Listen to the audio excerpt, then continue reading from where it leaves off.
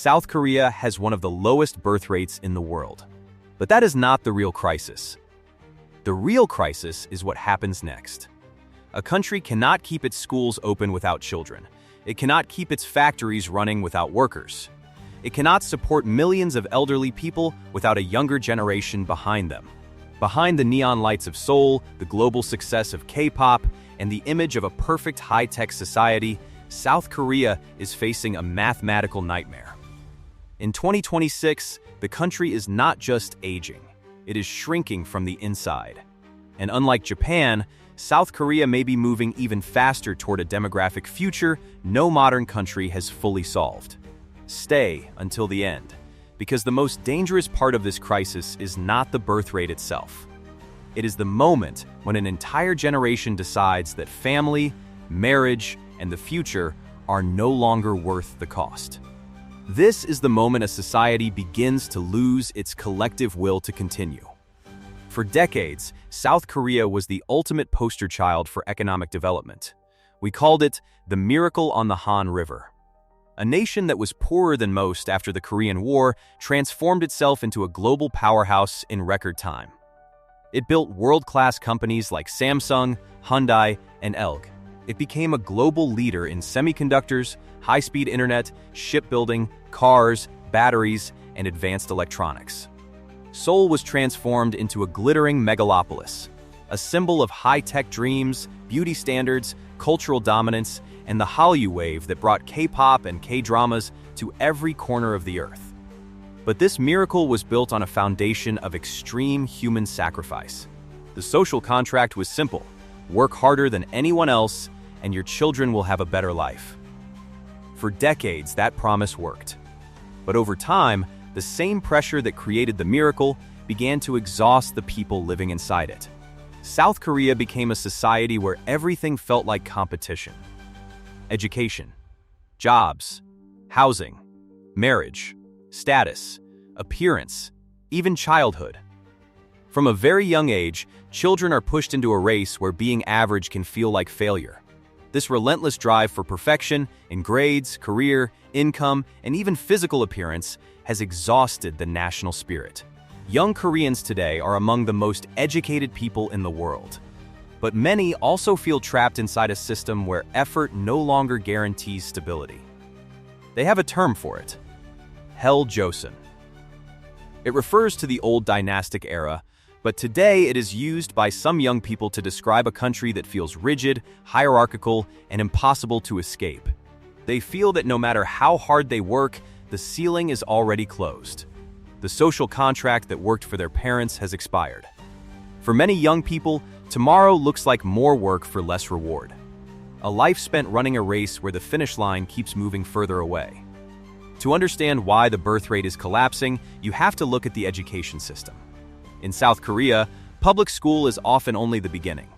The real race continues after school in private academies called hagwons. Walk through the streets of districts like Daechidong in Seoul late at night, and you can see students leaving these academies exhausted. They have already spent the entire day studying. And for many, the night is still not over. They go home to prepare for the next test, the next ranking, the next chance to stay ahead.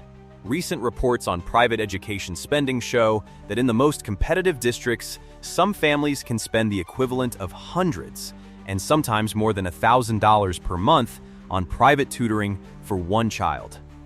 For parents, this creates a terrifying calculation. This financial pressure is made worse by housing. Seoul is one of the most expensive and least affordable major housing markets in the developed world. For a young worker without family wealth, a normal apartment can feel less like a goal and more like a fantasy. Research from Korean financial institutions and housing analysts has repeatedly shown that Seoul's housing affordability is under extreme pressure. Buying a home can require decades of income, and marriage often feels impossible without housing security.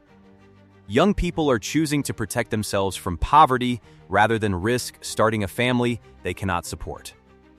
The clearest sign of this survival instinct is the birth rate. Recent data from Statistics Korea has shown South Korea's fertility rate falling to around 0.72, with Seoul even lower, near 0.55. Instead of fighting a system they feel they cannot win, more people are choosing the Honjok life. The life of doing things alone. Eating alone. Drinking alone. Solo dining booths. Small apartments. Private routines. A life designed to reduce pressure, judgment, and emotional risk. On the surface, this can look like freedom. Marriage is no longer seen by everyone as a natural milestone of adulthood. For some, it has become a luxury. Children are not only delayed, they are avoided. This is not a normal recession that can be fixed with a few stimulus checks. If you want more deep stories about the future of countries, economies, and societies, please subscribe now. It helps this channel grow and allows us to continue this kind of research. But there is one final layer that makes South Korea different from countries like Japan or Germany.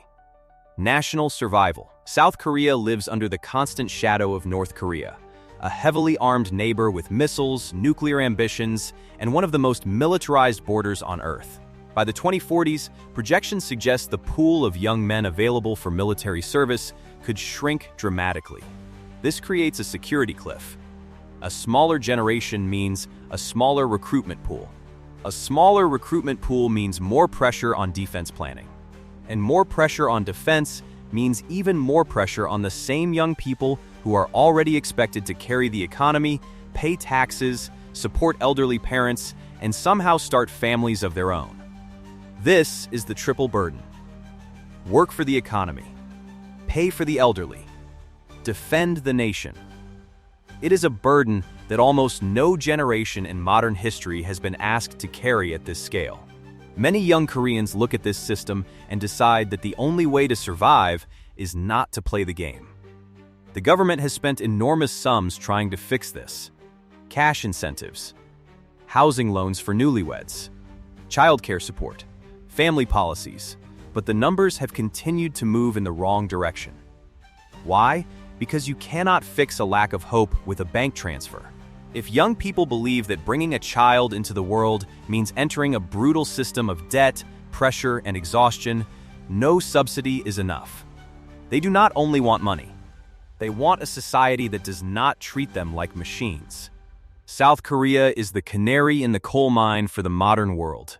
It is one of the first advanced countries to face the logical conclusion of hyper-competitive capitalism combined with demographic decline. It is showing what happens when a society prioritizes growth over life. The skyscrapers of Seoul are still standing. The K-pop videos are still being produced. The high-speed trains still run. The brands are still global. The technology is still advanced. The neon lights are still bright, but they are shining on a disappearing world. Every year, the classrooms get quieter. Every year, more schools are converted into other uses. The question for every other developed nation, from Italy to China to the United States, is simple. Are we watching a uniquely Korean tragedy, or are we looking at a preview of our own collective future? Once the engine of life stops, how do you start it again? South Korea is searching for that answer. And the whole world should be watching closely. Because we might be next.